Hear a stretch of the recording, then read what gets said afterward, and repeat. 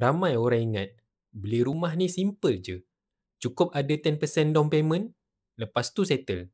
Tapi yang sebenarnya, proses nak beli rumah ni akan ada duit lain yang nak kena keluar lagi. So, aku akan bagi tahu korang 7 jenis duit ekstra yang korang kena standby sebenarnya. Aku grupkan duit ekstra ni dalam 3 grup. So, senang korang nak ingat. Aku buat video ni sebab aku sendiri terciduk masa beli rumah dulu. Acah je semua benda dah settle bila bayar 10% down payment. Sebab lepas tu, satu-satu benda datang nak kena bayar. Bila benda-benda ni tak standby awal, memang jadi serabut lah.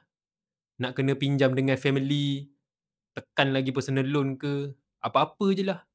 Padahal benda ni, kalau dah tahu awal-awal, senang je nak settle.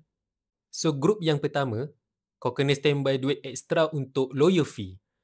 Ni untuk kau punya SPA dengan kau punya loan agreement. Lepas tu kena standby juga untuk stamp duty. Banyak mana kau kena bayar untuk 3 benda ni based on harga property yang kau beli tu. So, setiap orang, amount yang dia kena bayar maybe tak sama. Sebab property pun lain-lain. Down payment pun lain. Grup yang kedua, duit ekstra untuk insurance. MRTT atau MLTT. Lagi satu, kalau beli subsale, nak kena standby duit untuk valuation fee. So, 2 benda ni kau kena standby.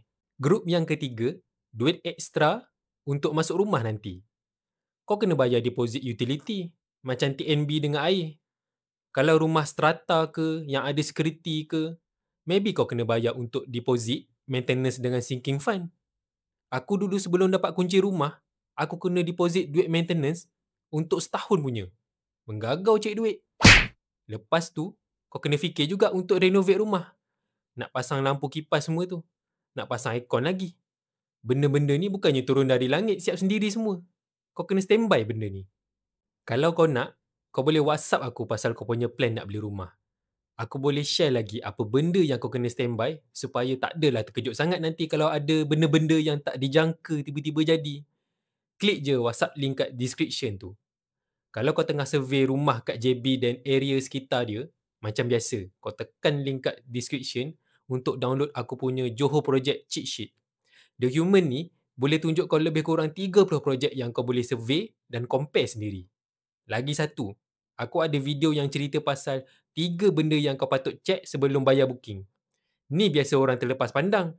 Sebab dah excited sangat tengok show unit, klik video tu dan tengok sekarang.